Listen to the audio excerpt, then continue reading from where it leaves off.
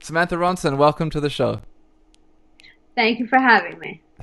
How are you doing right now? I'm just, living the quarantine dream. Whereabouts are you located currently? I'm in LA Cool. at my house. And you're living in LA these days? I am. How long have you been I living in am. LA? 15 years. Wow. And are you born in LA though, or were you born? No, born in London. Lived in London until I was about 6. Then moved to New York, and then moved here. Cool. Many moons after that. Nice. So how are you maintaining in this whole isolation climate that we're in right now? Um, I am learning that I'm not as much of an introvert as I thought I was. I definitely miss people. Um, I live with my girlfriend and her son, so I'm not alone, which is nice. And but I miss my family. I miss my sister. I miss my niece and nephew. It's hard just being on FaceTime. I mean, FaceTime is nice, but it is hard, and getting any work done is basically impossible. So it feels like it feels a little bit crazy, to be honest, because I'm wondering like what will there be when, like, what's the normal gonna be when we get back to it. Totally. Try not to focus on too much, trying to stay in the moment and today. Do you think that there will be like a new normal, or is this going to change us forever?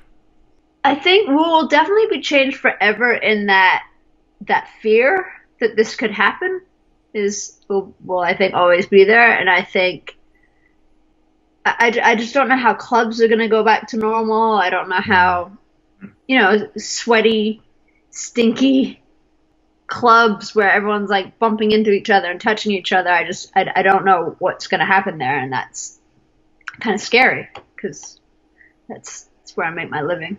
Right. Yeah. The financial effects of this is going to be quite long-standing. Yeah, I'm wondering. Right now a lot of DJs. I've done a couple sets for charity. I think a lot of DJs are doing things for charity, but I think that's gonna change soon once DJs uh need it themselves. You know? Totally. You did a live stream just recently with DJ City. I saw and Just Blaze and Spider. It was a bunch of people on that. How did you feel that went? Like for you, how was that whole process getting set up for that? Well, thanks to you, I had um the equipment I needed. But it was strange, because my I've been an open format DJ for 20 20 something years, 20 years. And I always feel like what I'm best at is reading a room and playing for the room. And I have no idea where the fucking room is anymore because you're playing for names in a chat room. Like, I don't know what's working. I don't know what, you feed off energy in a room. I do, because I'm not Calvin Harris. I'm not one of those DJs which plays my music and plays a show. It's not like when with my band you play your set and hopefully people like it. This is like when in doubt, used to be like Michael Jackson or whatever. You just like figure out how to get the room going, and it's weird.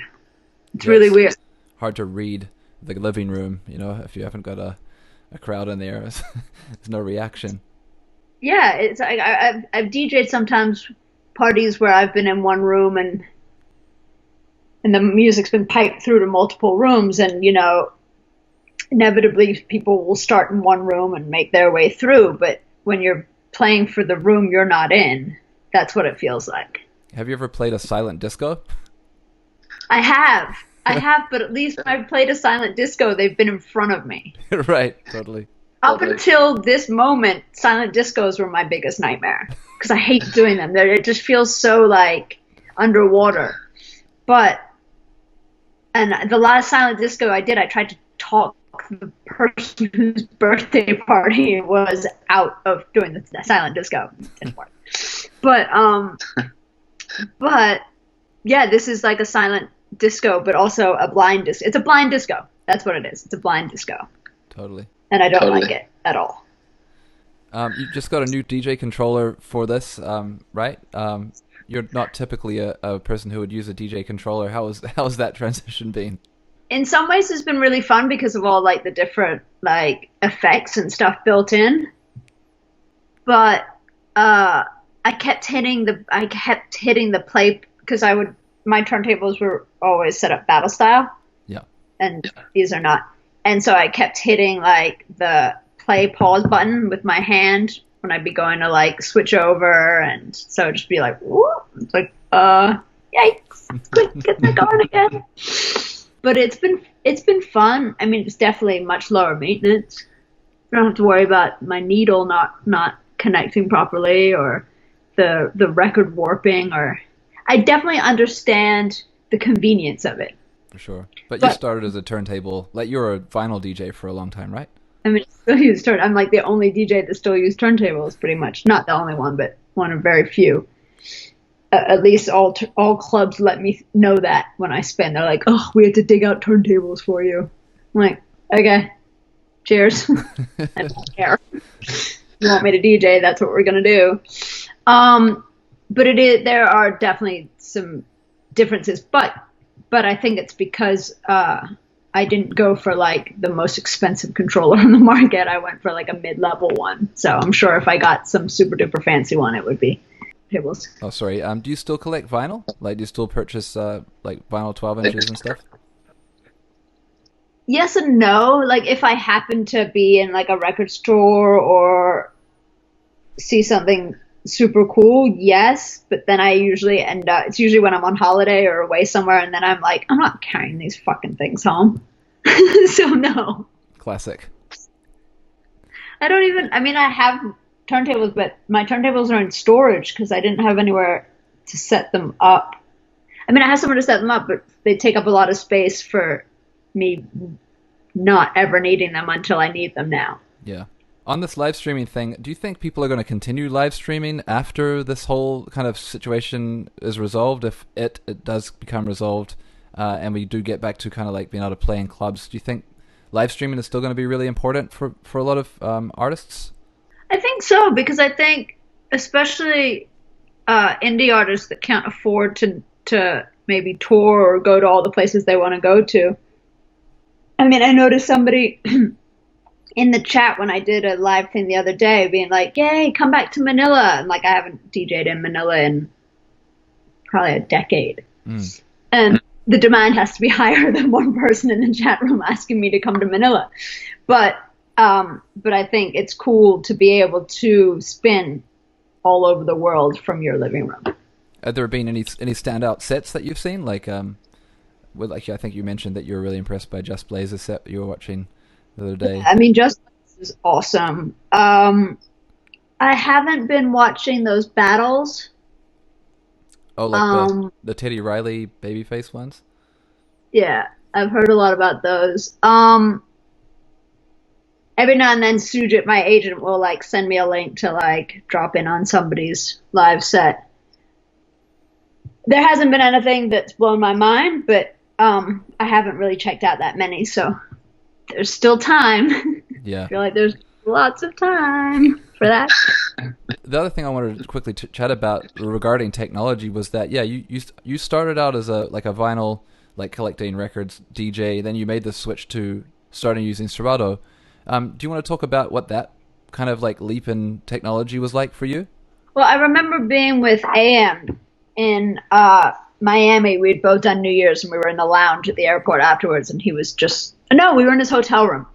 Before his set, he was like, check this out, this program's so cool. And I was like, nah, not trusting technology for this. Because I was somebody who used Pro Tools at the time, and those kind of programs that would crash all the time. And so I was like, yeah, that seems like a really crazy idea. And so I was like, but you do that. You test that out. Because he was like, yeah, it's this company, was it New Zealand or Australia? New Serato. Zealand. New Zealand. And I was like, yeah. I'm going to try out something from New Zealand. I couldn't even name you a city in New Zealand. Like, I'm not going to, it just seemed so foreign and insane to me, you know? And I was like, but yeah, you do that. And so he kept doing it. And then he was so eager for somebody else to jump on it that he gave me his hard drive Wow. for me to start using it. So I would say basically he was in December and I was flying back and forth to New York with my band and doing stuff like that. And I landed at LAX. This is going to sound so bougie and like whatever, but there were no sky caps. And I had like 4 crates of records, a guitar, a keyboard, and a suitcase. And there was no trolleys, there was no sky caps. And I was like, fuck this shit. And I called Adam and I was like, yo, I want to get Serato. And him and this other DJ, Scott Oster, he was using Serato at the time too. So Scott took me to like Melrose Mac, and I went and got a Mac because like you had to have a separate computer for Serato. Everything had to be all that. And that was that. I switched over, and that night I DJ'd with it, which was bonkers. But and then you used to have, you know, you had a power supply. You didn't run the power. You had the Serato box and then a power supply. And I think I still have. Hold on. I think I still have the thing.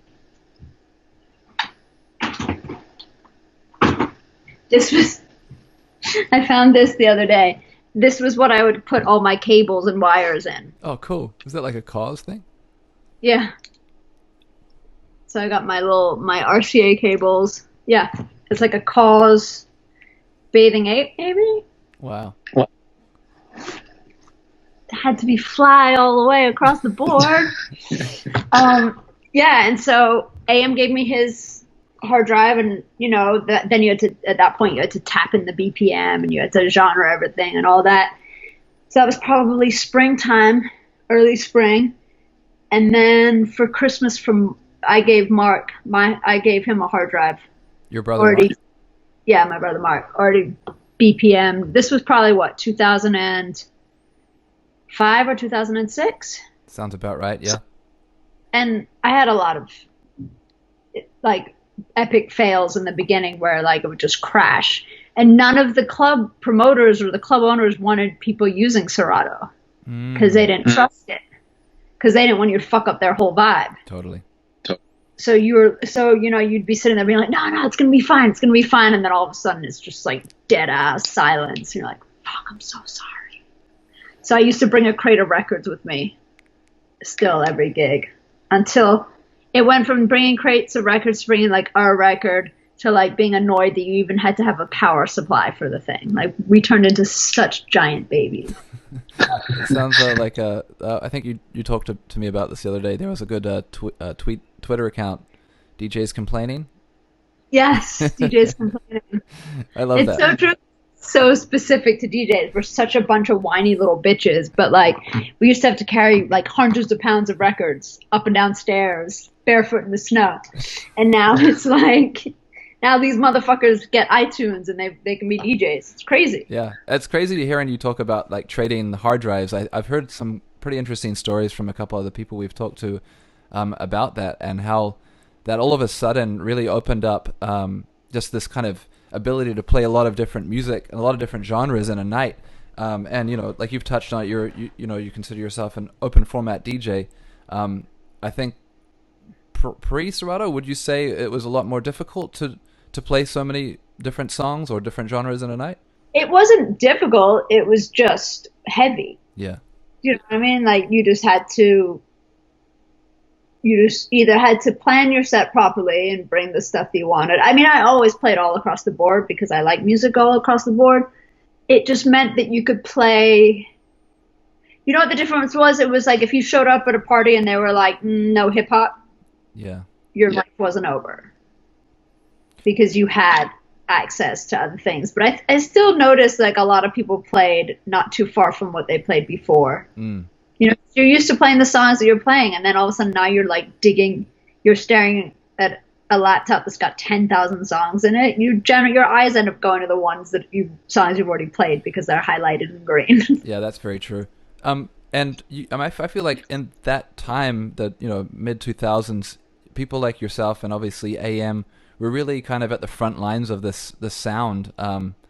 What was that time like? I mean, that was what, the clubs that you guys played at, and were you ever part of the Banana Split thing and all and those kind of things? Yeah. Yeah, I did that. I mean, that was like where electro came out of, which then, became that whole EDM shit. That was Steve, man. Steve Aoki? Yeah, because Banana Split was him and AM, no? I'm not sure actually. I Yeah, figured. I'm pretty sure it's Aoki and AM, Okay. if I remember correctly. And Steve was really the one that brought in that electro sound into like Hollywood clubs. AM got into that, and it was funny because that's when he got into like his hipster phase. Because he went from being like Mr. Hip Hop to like, I don't know, hipster. But it was cool. I really loved that era because you could play. It was like finding cool shit on Hype Machine and really digging. And we were still the people that turned other people onto music, and you still got to. People were open minded about listening to new shit.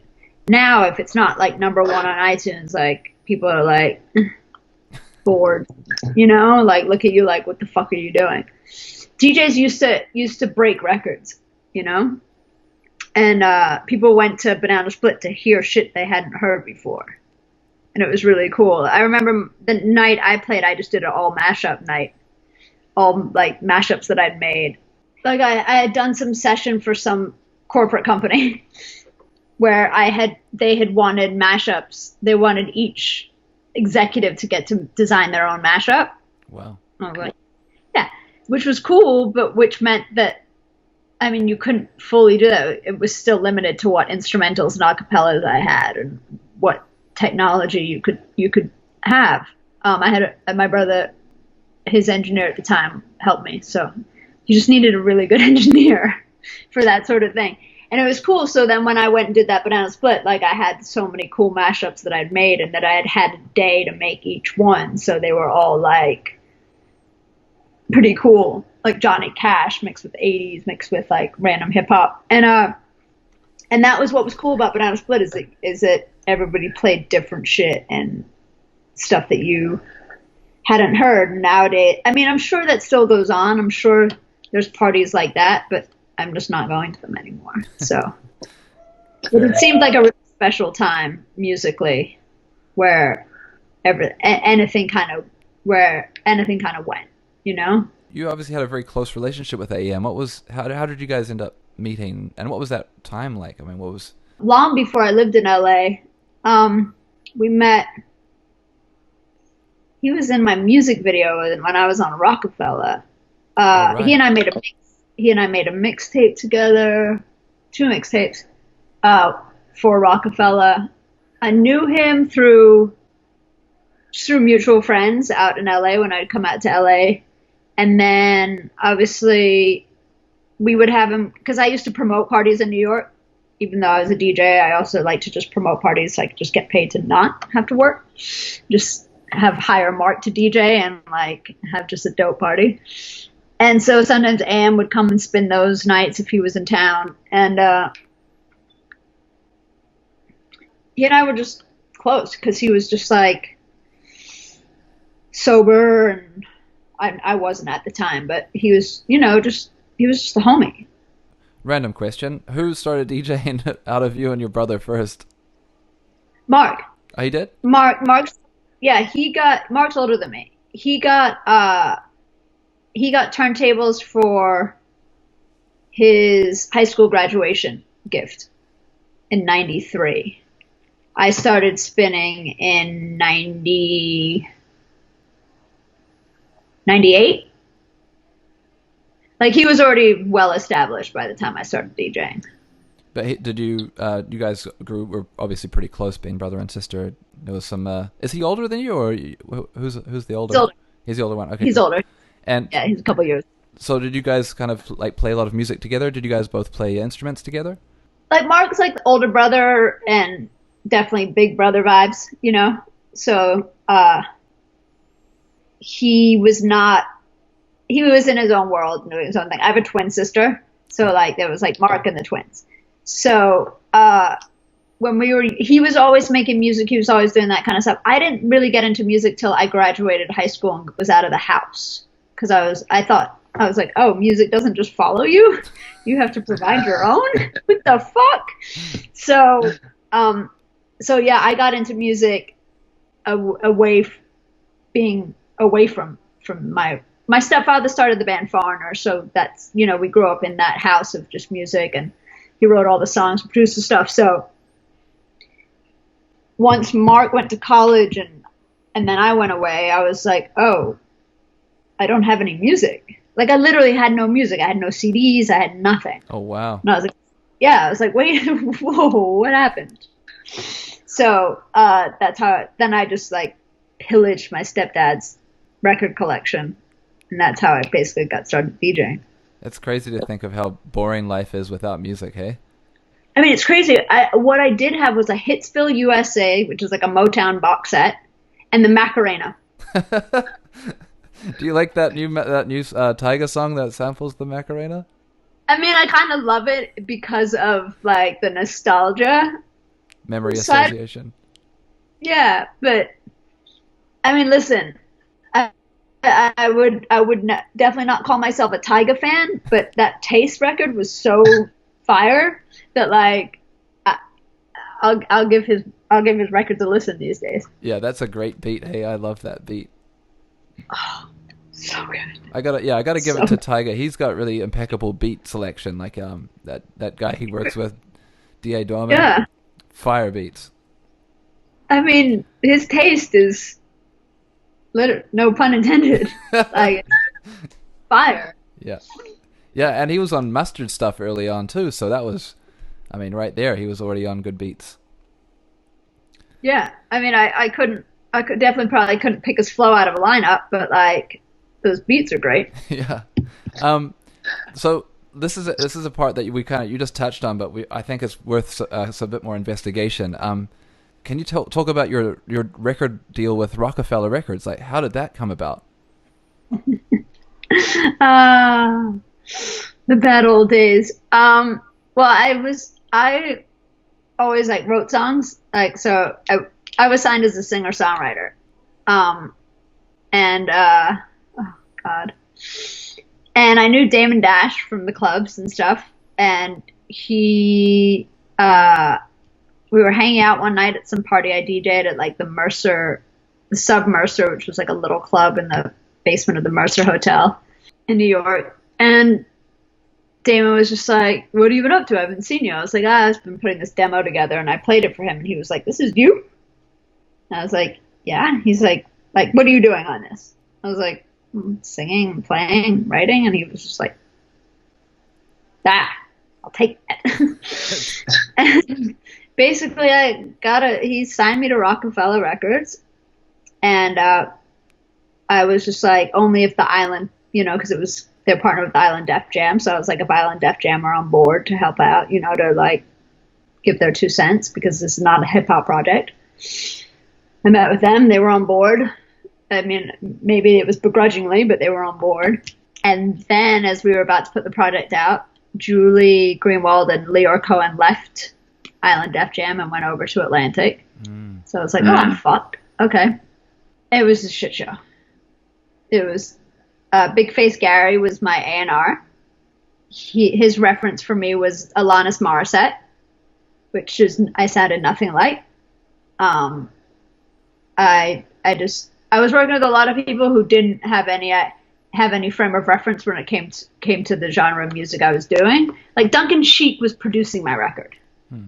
Like it couldn't be less like hip hop, you know, like singer songwriter 90s vibes. And then I ended up working with Dallas Austin. I actually worked with Kanye when his jaw was wired shut. Wow. Yeah, we did some records together. I wasn't doing anything, and Damon was like, all right, we're going to have you work with Just Blaze and Kanye. I was like, obviously. Most Rockefeller you could get.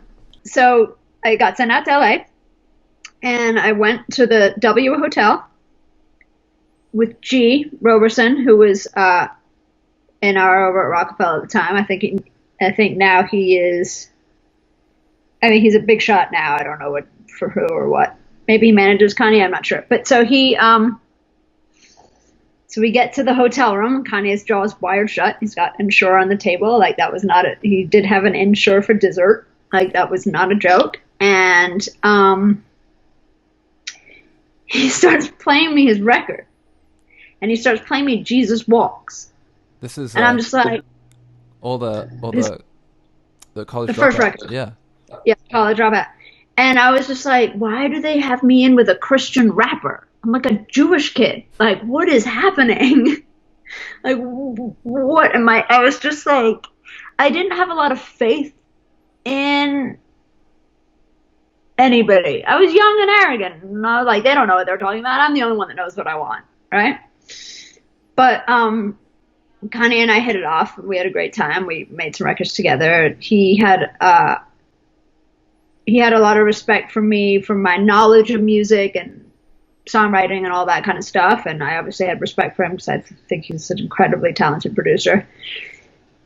And we had a lot of similar tastes in fashion and things like that. So we totally got along. I mean, the songs were not good.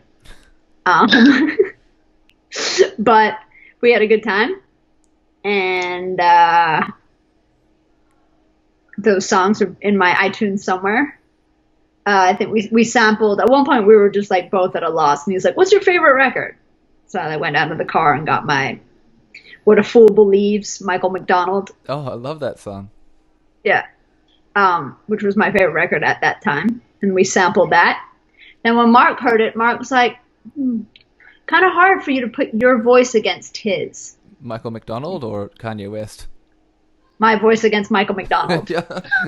Mike's got a distinct flavor. He's like, that wouldn't have been, I would not have done that. I was like, thanks. Still, it's a hot sample though. I'm sure it sounded pretty fire. Yeah, it's very much that sound that he had at that time too. That, you know, that weird like keyboardy sound he had. It was funny. You told me a pretty interesting story about introducing them to a specific DJ. A-Track. Yeah. Well, we had all done a show at Deal Real, I think it's called. I'm not sure if it's Real Deal or Deal Real. I think it's probably Deal Real Records in London. And Kanye performed, and I performed. Like, and by performed, I mean I think I plugged my acoustic guitar into the back of a DJ mixer. It was horrible. It was all horrible. Good stories, horrible moments. And A-Track played a set, Kanye played a set, I played a set. This tiny little record store, I think Most Def played a set there either later on that day or the day before. It was really cool. It was really cool, like what they were doing there. I wonder if anyone's doing stuff like that anymore. But I mean, talk about no corona. I mean, everyone was packed into this tiny record store, like literally like that, sardines. Yeah, so we played the thing, and then a friend of mine, maybe take her name out of it, thought A-Track was cute little Jewish DJ from Canada. She got his information, and then Damon had decided that I was going to have to do a performance at a club that night. And I was like, I don't have a band. It's me. I don't have a band here. He's like, play to a dat. I was like, I don't play to a dat. I have a rock band. Like, it doesn't work like that. And he's like, Jay-Z used to play to a dat. I was like, yeah, that makes sense. Like, I'm not a rapper. Like, you can't just put me in a thing. And I also, like, didn't have the swag of Jay. That was just like, oh, put me up, fucking drop shit anywhere. You know what I mean? I was like, I need a band. And it was like a big, like, mega club in London that, like, was definitely not going to want to hear a girl on an acoustic guitar, like, get up and ruin their fucking champagne toasts. So, he's like, and he's screaming at me in the middle of the street outside his house with, like, a camera crew. It was an awful time. But So he was like, why don't you get that DJ A-Track to play with you? And I was like, play what? Like, what, you want me to just like sing over beats? Like, I don't understand. And that's what we did. I Wow. think A-Track played the instrumental and I just like sang and played acoustic guitar over it. And then it was very kind of him to do that. And then we hooked him up with Kanye. We introduced them, and then that was that. Wow. Yeah. Such a like kind of amazing combo. Those guys. They went on to create and do some really cool tours and stuff. That's it's such an interesting story that you had such a big part of that too. I should get a check. I'm just kidding. No, because yeah, when we went to the Garden when it was John Legend and Kanye and Usher, and A-Track was the DJ. It's pretty cool to see it all come together. Wow.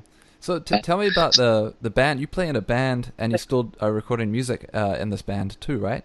It's currently still has the same name, Ocean Park Standoff. I'm not sure if it will keep the name once we put out the next project, but it's me and it's producer Pete Nappy. We put out some stuff on Hollywood Records. A singer left to go be a lead singer elsewhere, and so now we are going to do features, which means we can have all different kinds of songs and all different kinds of vibes, which is really kind of exciting. And we were getting ready to start work on that, and then Corona. Yeah. So not doing much right now. I mean, listen, it's such bullshit. There's so much I could be doing, and this is what I've learned about myself through this. I have no discipline because I know so many people who are just like getting up every day, grinding, and being like, I'm gonna do this, like bulletin boards, schedules, and I'm like, yeah. So I got up around 11:30 today, made a cup of tea, had some granola, thought about maybe replying to some emails. I think though, it's interesting how this is affecting everyone in a different way. You know, some of us are like taking this time to do certain things or focus on other things, and then other people, it weighs differently on everybody, in its own way. You know, I think it's obviously it's a tragedy. What no two ways about it. Really, it's just how we are how everyone's coping, right? Like everyone's going to cope with it in a different way. Yeah, I mean, I'd like to think that it's not that I'm undisciplined and that I just don't really know what to do, and I don't know why to do it if I did. And, you know what I mean? Like, what am I fucking doing? Like, yeah, I could do a live set, but like, I did actually have a really good time doing it when I did it the other night, because it was on Instagram Live, so I saw people kind of chatting back a little bit. The last two, I didn't have any connection to viewers, but the whole point of what I did was to engage with other people, like a limited way. I was still over here, and so it's just weird, and it's just like, what will there even be when we get back to it? And it's scary. It's scary. Like, do I need to figure out a new career? Like, I was talking to a friend of mine who's at a record label, and he was just like, you know, streaming numbers aren't up the way they thought they would be, and there's no, like, artists aren't making any money because you can't tour, you can't do anything, and so it's just like, I feel like at this point, like, the live DJ sets is a bit saturated. Like, I look at my Instagram and I open it and I see live, live, live, live, live, live, live. And so it's just weird. I don't really know what to do. There's stuff that I'm working on that I don't really talk about things until they're ready to be shared, because I feel like a lot of people talk a lot of shit about a lot of things, and then you're like, whatever happened to that? And they're like, you know what? So I do have, you know, other projects that I'm working on outside of music, but I do spend a lot of time stressed out about like what the fuck I'm gonna do with my life. Like, I'm like 15 again, wondering like who I'm gonna be when I grow up. I think that's one of those things, those questions that we do ask ourselves constantly throughout our lives, right? I mean, even if everything's fine. Sometimes I find out I'll ask myself that same question. But it is interesting, like no one's getting paid for those IG streams. You know what I mean? Like people are putting some really crazy amount of work into them, and they're not necessarily seeing the compensation. Like you said, gigging is such a huge part of the creative community, economy, I guess, if you will. And it's not quite set up that same way for streaming, and I mean, I think from my understanding of the way royalties work, a lot of streaming income and so forth is not sufficient enough to have a career based off of it. Absolutely not. Yeah. And so touring is such a big part of the the income. And the merch that you sell when you're touring. Right.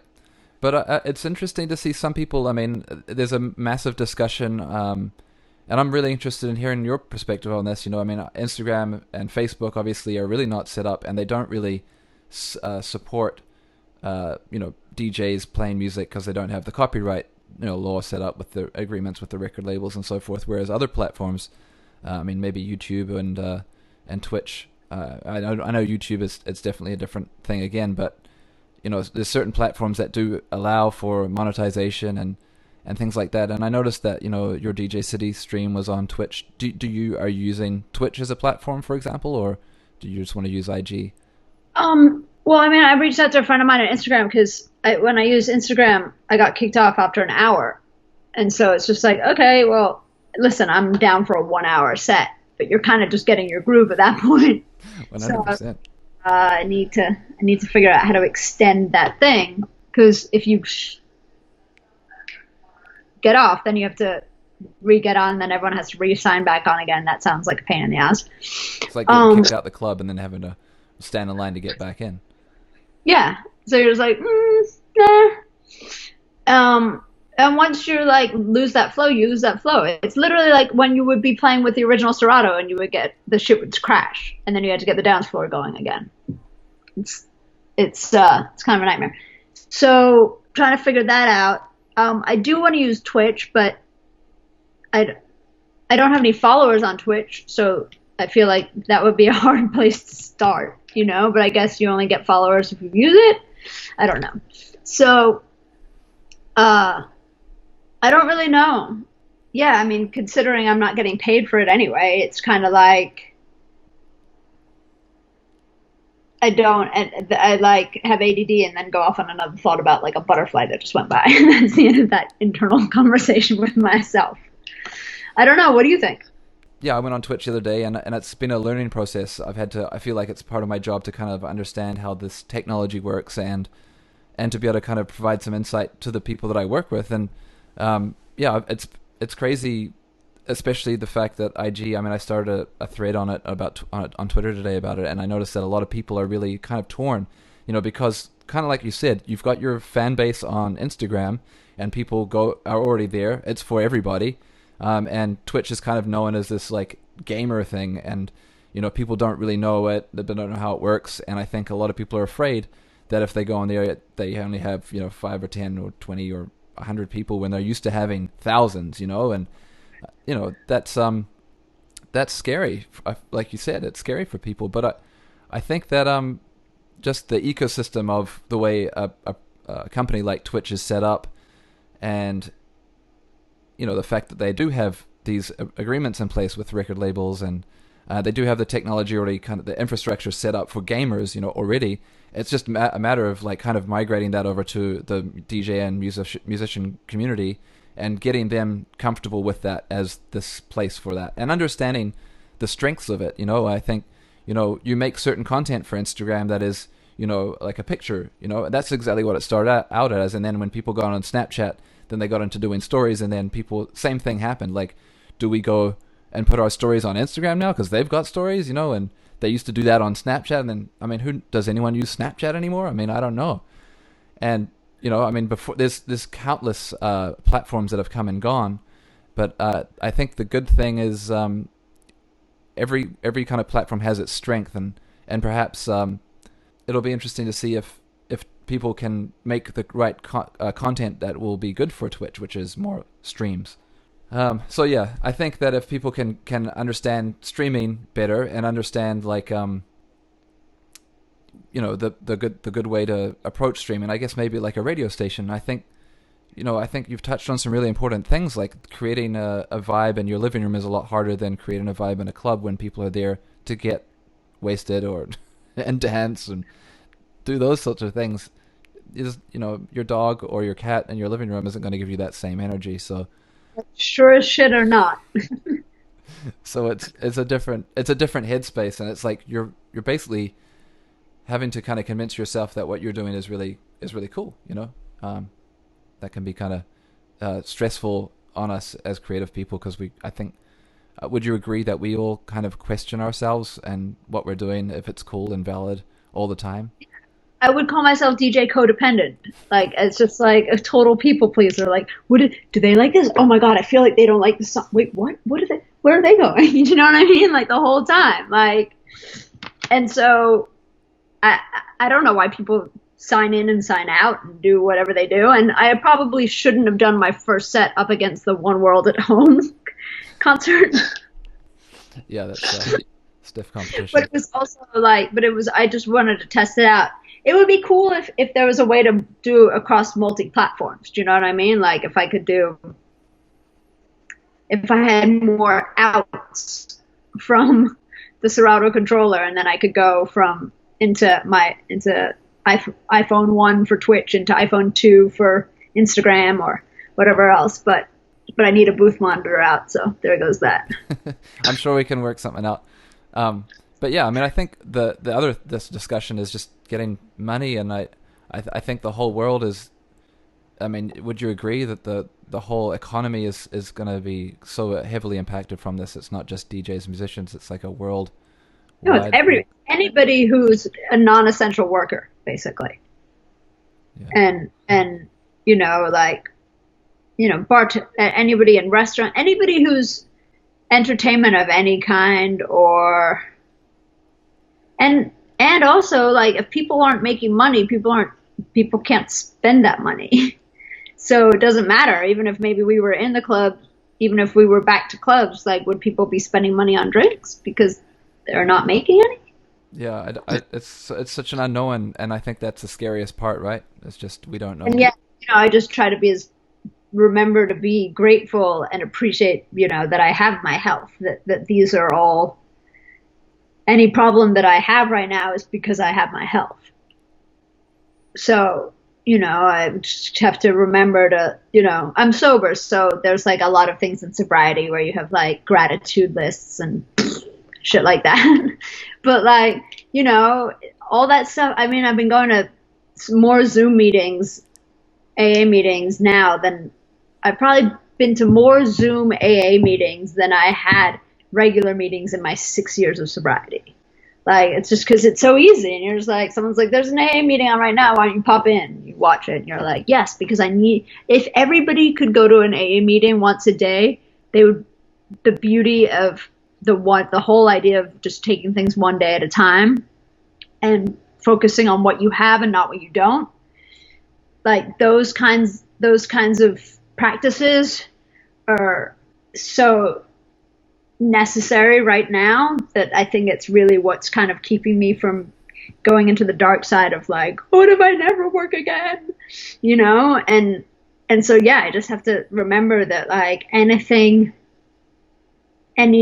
moment that I'm focused on the negative is just a waste of time. And, it's like that old adage, like shit in one hand, hope in the other, see which fills up first. Do you know what I mean? I haven't heard that adage, but it's it's a good one. And it's the idea of like, it's a stretch of how I'm making it work for me right now, but it's like the idea of like, just one foot in front of the other, one day at a time, focus on what you have as opposed to what you don't have, and just trying to be grateful for. So many people have nothing. So many people are dying right now. Like, we forget about that. Like, we're so lucky. We're so draped in the privilege of having our health that we don't even look at the fact that, like, we're home because there's people who have lost everything. They're literally dead, and that's why we're at home right now. Yeah. So, I mean, we're not dead. So that's good. Yeah. It's definitely a time to count your blessings if you can think of the good things for sure.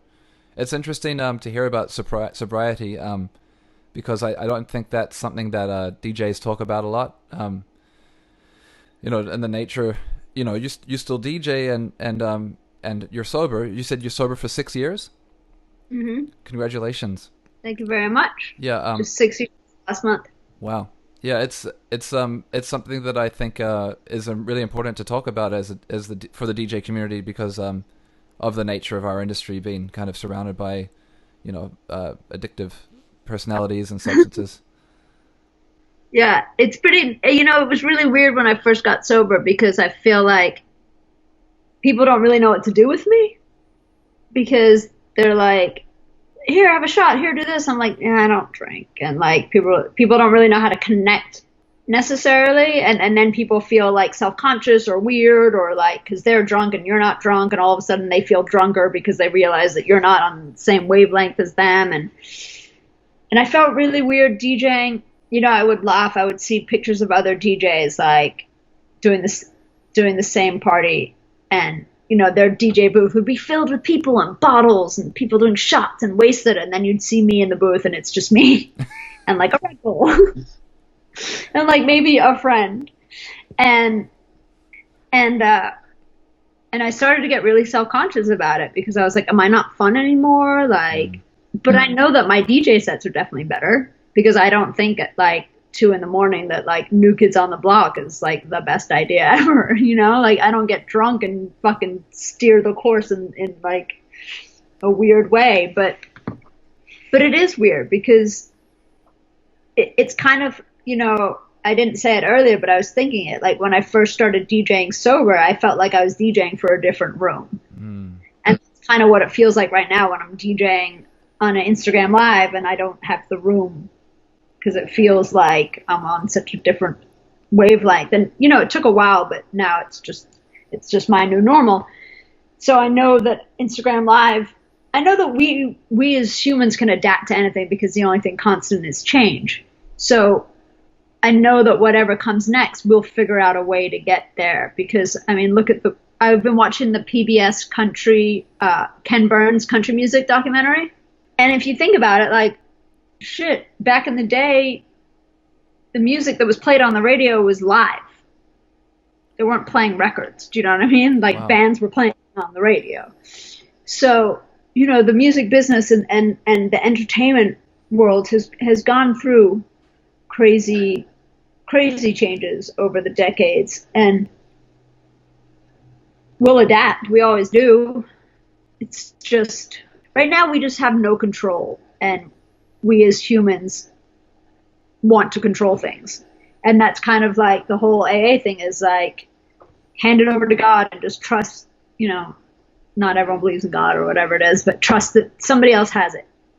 And a friend of mine has this joke. It's like, Jesus better take the wheel because he sure as hell didn't take the key to the minibar. And I think about that sometimes because it's like, God, I hope somebody else is in charge because if it's up to me, we're fucked, So it's just like, basically just like, man, just have faith that everything will be all right in the end. If it's not the end, if it's not all right, it's not the end. That's fair. I think it's interesting to hear your story about the transition too from, obviously without prying too much, but was kind of the cause of getting into a position where you needed to go to AA or become sober. Was a lot of it due to the fact of playing in nightclubs or DJing? Yeah, I mean, I can't blame DJing, but when I know drugs aren't part of my story. I was never into drugs, but like every night you're spinning, you start to realize that like people don't drink every night.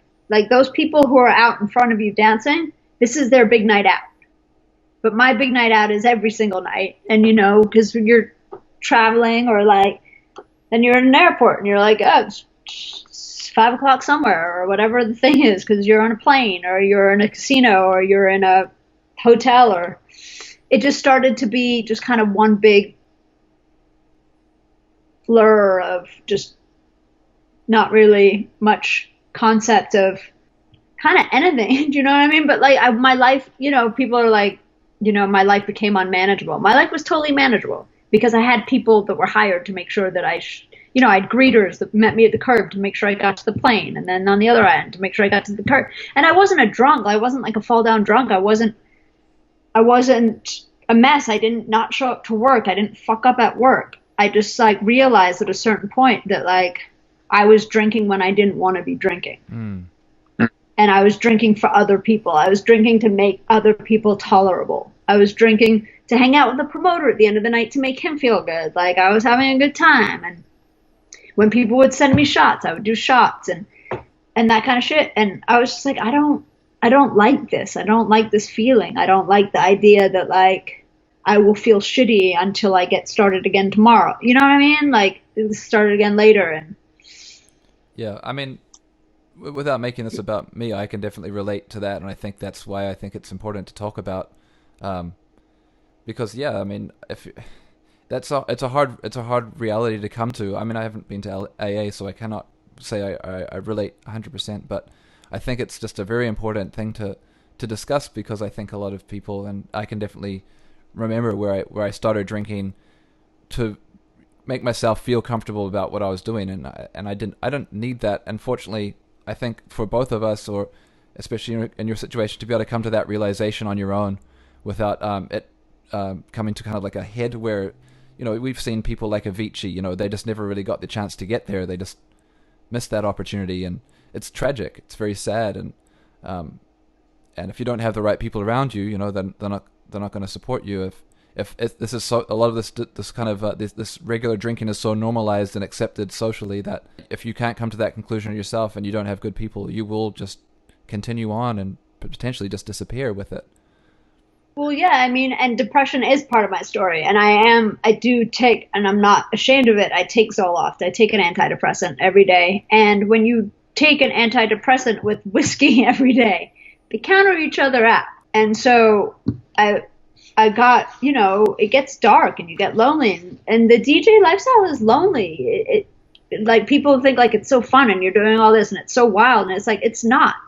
I've never had an entourage. I've never been that person. Like my friends all have jobs. That's why they're my friends, because they're interesting. Do you know what I mean? Mm-hmm. And like, they're too busy to come hang out with me. So it would be me and the greeter at the airport, and then me and the driver who drove me to wherever I was going, and me and whatever promoter it was, and at dinner. And then did you see A Star Is Born? I did, yeah. Do you remember when he leaves the stage and he has that high-pitched noise in his ear when he gets in the car? Yeah. And I've never related to anything more, because it's that you get out of the club and you've had all this adrenaline and alcohol or whatever it is, and you've got your booth monitor blaring in your ear and whatever it is, and your headphones, and then you get out and you're in your hotel room alone and your ears are ringing and it's quiet as fuck and you're just by yourself and you're either coming down from alcohol or whatever other people's choices are, and it is so depressing and lonely and sad, and then you just do it again and again and again, and eventually I quit smoking and I replaced cigarettes with alcohol. And for 3 days, for 3 days, I played this festival in Mexico and whatever else. And it was insanity. I was like playing this, like I was the only non-EDM artist. Afrojack was headlining, and the audience was definitely not my audience. But anytime I lifted the bottle of whiskey up, they got excited. So I probably went through like half a bottle of whiskey in like my hour set. It was just not cute. And that's when I realized that like, nah, this isn't going to go well. And I got home to LA and I was just like, I sat there and I was like, if I don't quit now, people are going to start to tell me I should quit. Mm. Once people tell me to quit, I'm never fucking quitting. So I quit and haven't had a drink since. And I'm so grateful that I quit when I quit, because my life was still in all its put together pieces, and I didn't fuck anything up. I didn't kill anybody. I didn't hurt anybody. I hurt myself mostly. And, you know, when you stop drinking, the antidepressants start to work. And it's a whole new world. And it really changed everything. And my life, you know, my life is so far from where it was. You know, when I heard about Avicii, I was just like, man, like, I get it. It looks like it's the funnest job of all, and it really can be, and it really is in so many ways, but it's also so fucking lonely. Like, being on the road is lonely. I don't care who you are. Like, and if you're the kind of person that has 100 people around you, it's because you can't be alone, and you're probably lonely anyway. I remember, you know, really missing Adam when I got sober, because he was sober, and that was, you know, he wasn't until he wasn't.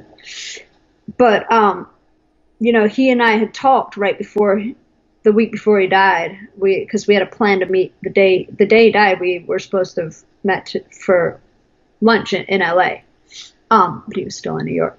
But, I mean, that was our vague plan we'd made the week before. But, you know, he was texting me. It was late at night, and I was like kind of irritated. He was like, you know, who am I to be doing this? Who am I to be doing this show? And I was like, you're the guy that made it. You're the guy that went from being a crackhead to being DJ AM to being able to help other people. And he's like, man, I should, like, basically implying that he was a fraud and he didn't deserve it and this, that, or the other. And now knowing that he was doing drugs, yeah, you know, I get it. But at the time I was just like, bro, you're good. You're the guy. You're the dream. You made it. And I was like, it's all good. Let's get together we'll get cheese. We used to go to this Italian restaurant in Beverly Hills and get this mozzarella marinara. And I was like, let's get cheese when we get back to LA. You know, and then when he died, I was just like, what the fuck? Like, it was so crazy. And then when I got sober, it really made me miss him, because I knew that he was one of the few people that understood what it was like to do what we do sober. And I never really drank until I drank a lot. But, you know, when he and I were friends, we were close because he was sober and I wasn't. I didn't do drugs. I was rarely drunk. So it was just it was weird. It's weird that we ended up in this conversation, but we're like talking about mental health. But yeah, it really made me miss him. Like, obviously I missed him, but like, by that point, like, it was like, damn, like, I wish there were more like him. So I guess maybe I need to be more vocal about it so that there are other people know that you can do what we do and be sober.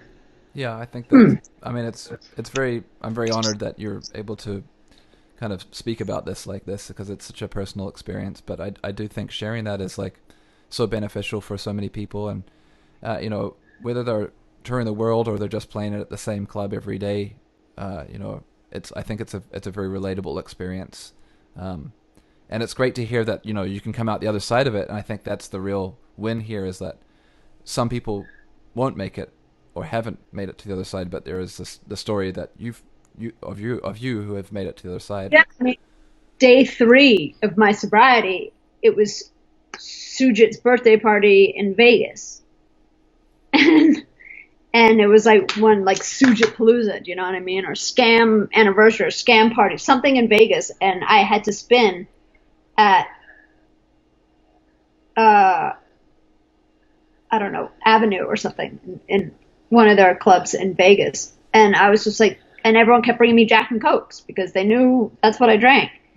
And I, like, got to Vegas. I went straight to my room. I did my set. And I said, you know, I turned down the drinks or just pretended, put them aside, and just said thank you, and then went up to my room and then went straight to the airport. But it was a real test. So I figured if I could get through that on day 3, I could pretty much get through anything.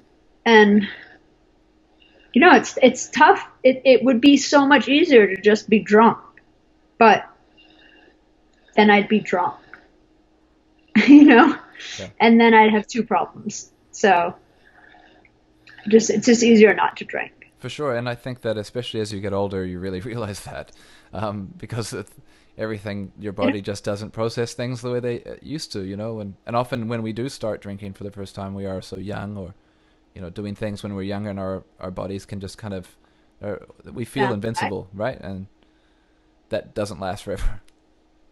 yeah. I mean, there's been times when I've had so much sugar or so many Red Bulls that I wake up the next morning with a hangover and I'm like, oh my God, this is what y'all fools do like a couple times a week. Like, no way, no way. I couldn't live that life anymore. And I don't think there's But anything wrong in admitting that. I think it's like that's the maturity part, right? Is going, oh, you know what? That's not for me anymore. yeah. I mean, if I was the person that could have like a drink and then drink water the rest of the night, sure. But like, that's not fun. I don't want to do that. I don't want to have a drink. So I just don't have drinks. I drink tea. What's your I'm favorite like, tea? uh, there's this French company called Mariage Frere, and so I really like the Marco Polo. That's like one of my favorites of the Paris breakfast tea. But when I can't get that, I have PG Tips on my rider. That's so English of So you. I have, I'm English. I actually just got my U.S. citizenship in 2017. Congratulations. Thank you. Very excited about it. But I'm English. My parents are English. English through and through.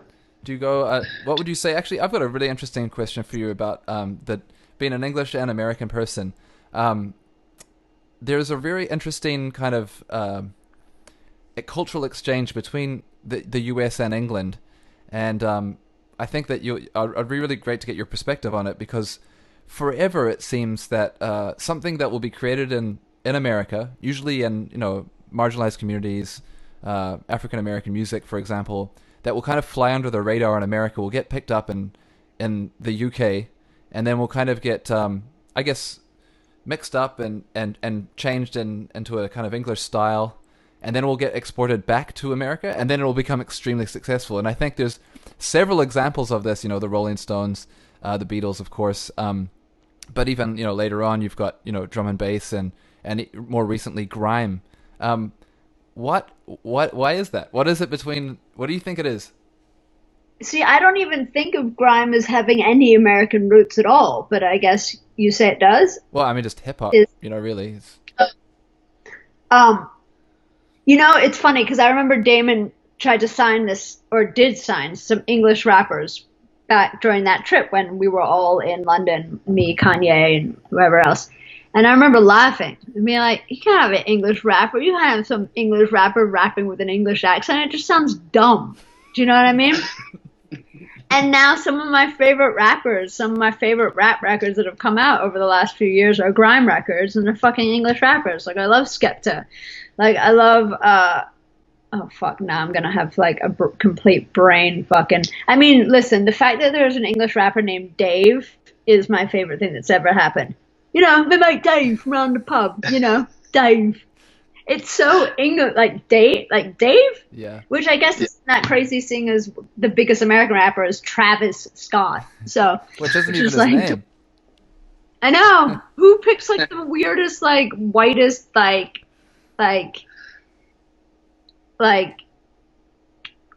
uncle name. Do you know what I Oh mean? yeah. Like Travis. Could be a country artist. Travis. Yeah, exactly. He literally sounds like a country artist. Travis Tritt or whatever. Travis Scott. But yeah, I guess well I remember like I mean my brother blew up in England before he blew up here. I remember the Strokes blew up in England before they blew up in America. There's a lot of stuff that like could get the English stamp of approval to be cool and then come back here.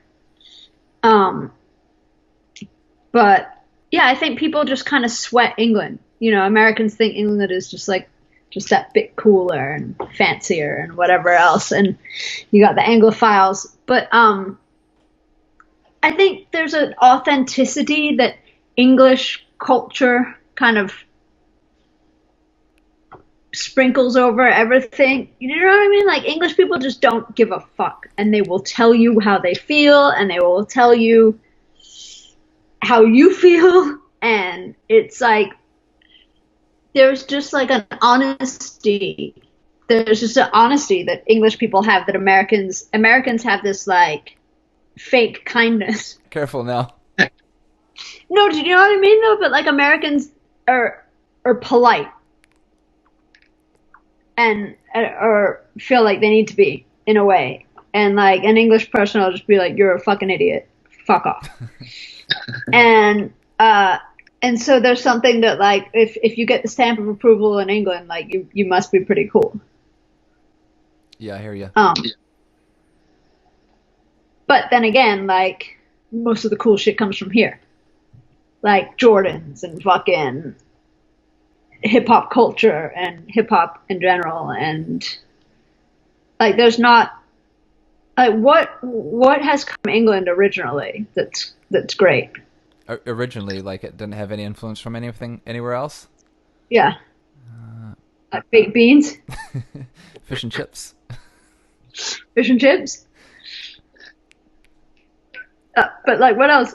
I'm thinking Burberry jackets. I like Burberry jackets from England. Okay. Yes. English, like countryside shit. Yeah. Hunting. Yeah. Hunting shit. Fashion. There's some good fashion. I gotta give props to English fashion. But it's not necessarily cool. It's classic. And America's just younger in general. Yeah. Like the cool English shit is like for like your grandma. Like the hunter boots, do you know what I mean? And like the hunting jackets and all that fucking shit. But like, I guess punk rock, Vivienne Westwood, but rock and roll came from America first, right? And then England made it cool. Yeah, I mean, I think the thing is though is for sure that the English take on things is also very, very cool, and there's no denying that when something that's American gets taken to England and it does change and evolve and become I guess innovated and so forth, that there is a certain swagger that comes with it, and I think everyone can appreciate that. It's especially these days. I've noticed in so much of the African diaspora that's become a part of the English culture has spawned so many cool genres with the overarching Afrobeats genre, not just from the African countries, but also there. And then you think about all the cool, kind of mix up that happened in the 70s with, the cross pollination between Jamaican music and rock music and blues and stuff that was happening in the UK at the time. It's all that cross pollination of melting pot of cultures that that both America and the UK and Europe kind of provide that creates such beautiful sounds and culture, Yeah, I have to say, because I work with Beats One. Well, I had been. I don't know what Beats One is anymore now that who knows if I'll be there when it gets back. But and the great thing about that is that because it's Beats One worldwide is their whole vibe. That I've been introduced to so many different artists and different genres and different sounds from all over the world that I would never have heard if I was just like, fuck, what do I need to play at the club on Friday? And like there's all these different artists that I like Michael Kiwanuke. Yep. I think he's English. But like he has like a cool kind of jazzy kind of funk kind of sound, but very but still somehow modern. And then, there's a lot of stuff, a lot of different African artists that were played a lot. I can't think I can't think of names, obviously, because my brain is sponge. But it is interesting, and I do. Mark came and heard me doing this event recently, and Mark's like, "How do you have all this? Like, how do you keep up with all the new shit?" Like, I was playing like The Baby and some other stuff that was like back in January, and I was like, Beats One. Like I just make sure that I'm up on the playlists and I know. And the cool thing about Beats One is that they've actually, they launched Billie Eilish. They played Alessia Cara when she was a SoundCloud artist. And and because Julie Adenuga, who's the English kind of the main person in London, her brothers are Skepta and JME, and so she plays a lot of cool. Like I think that's why there's so much grime gets played on Beats One and it gets introduced, and it's pretty. And Ebro is the New York guy, and I think he's actually now head of all of. So I don't know. Programming. Yeah, but I think I don't know which programming. But anyway, but it's cool because of the grime sound in London, like it's kind of infected hip hop kind of across the board, and it's just like everything's kind of becoming the opposite of homogenized. Do you know what I mean? Like it's all kind of infecting each other, but at the same time keeping its place. And it's kind of interesting. But sure. but I appreciated having that world opened up to me, because otherwise it's hard sometimes. Like the last thing I really want to do most of the time is listen to new music. Like my brain is full. I'm good, but then I'm like, shit. All right. Who's Roddy Ricch and who the fuck is this person? And let me fucking make sure I know what I'm talking about. I did this, my friend's kid's bar mitzvah in December, and they were all asking for Roxanne. And I was like, look at these kids knowing the Police. This is great. And they were like, no, not that one. I was like, oh, yikes. Like, this is the song. Turn it up. And it's like, no, not that. No, we don't want that one. Thankfully, I asked them first. I was like, by the Police? And they're like, no. And then they couldn't understand why I couldn't just play off their phones. Like, I was like, they're like, just download it. I'm like, it doesn't work like that. Has Serato changed where can you download it and play it immediately, or do you have to close the program first? Well, actually, now you can if you have a Tidal or a SoundCloud account, you can basically stream music from their catalogs right in Serato, so you don't even need to download it. It just streams right in the software, which is quite magic. Oh, but only if I have Wi-Fi. Yes, yeah. Got it. I mean, okay, but from Apple Music or Spotify. Well, and this, of course, you can put in a good word for us that Apple would love to have Apple Music streaming in Serato, but it's not currently available, or Spotify. No. Yeah, people get really mad. They're like, just play it off Spotify. I'm like, I cannot. Doesn't work. I cannot. But, Okay, we've come a long way. Yeah, we have. That's I think, yeah. Thank you so much, Samantha, for your time. It's of course. Really great to hear your stories, and they're pretty magic stories. And I really look forward to hearing more of your sets on live stream, and if we don't get out of this quarantine sooner than later. Definitely, it was really great. Thank you, and good luck editing this motherfucker. We really ran the gamut. It's awesome. All right, Samantha, I'll see you soon. All right, cool. All right, take care. Thank you. Thank Bye. you. Peace.